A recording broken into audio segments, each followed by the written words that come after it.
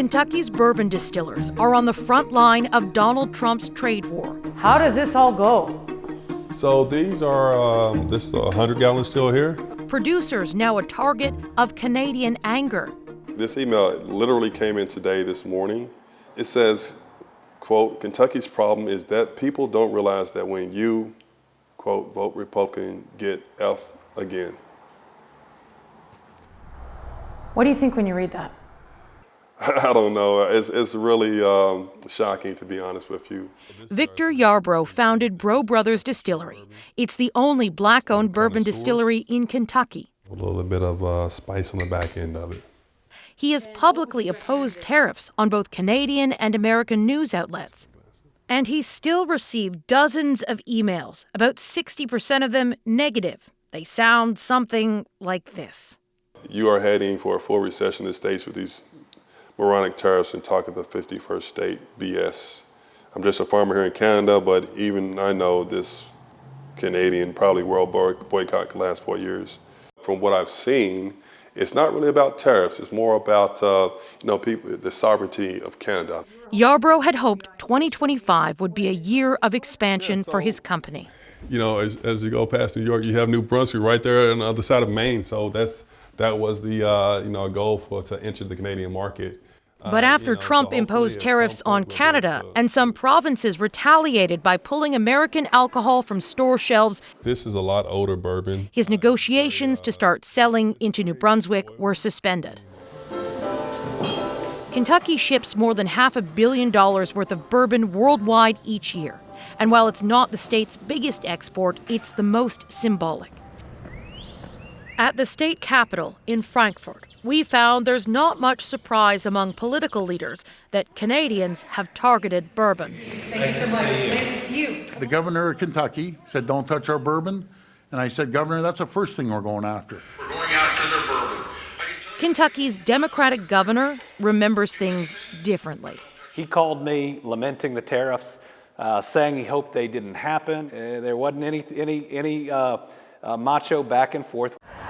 Kentucky's alcohol industry was facing challenges before the trade war.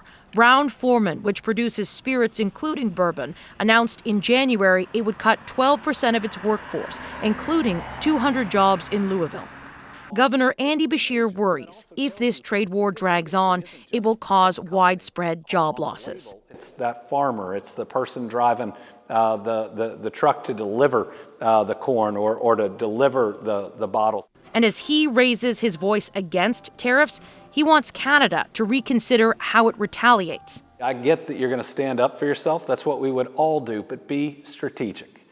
You know, having tariffs that just respond to all American products, doesn't differentiate, again, between those who are speaking up and out about how tariffs hurt my country and hurt Canada, and those who are blindly supporting the president. But Kentucky is, after all, Trump country, a deep red Republican state. We're on our way to Meade County. It's southwest of Louisville to get a better sense of what Republicans are thinking.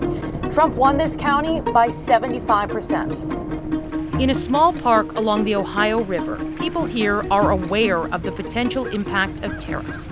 Well, if he thinks it can help, more power to him, but he needs to realize he may be hurting some of the American people and the other countries.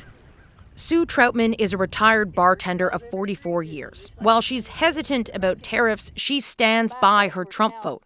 I did vote for Donald Trump. How do you think he's doing so far? I think he is excellent. Steve Stinnett isn't worried about the bourbon industry because he's not a drinker, but he is concerned about the broader trade war. The tariffs that probably will affect me will be in future car purchases. I hate the fact that it's going to cause that type of situation upon the American citizen. Back in Louisville, we also found Republicans who remain excited about Trump and are willing to give the president the benefit of the doubt. And there's a rationale for it and a reason he's doing it. And we're standing with him.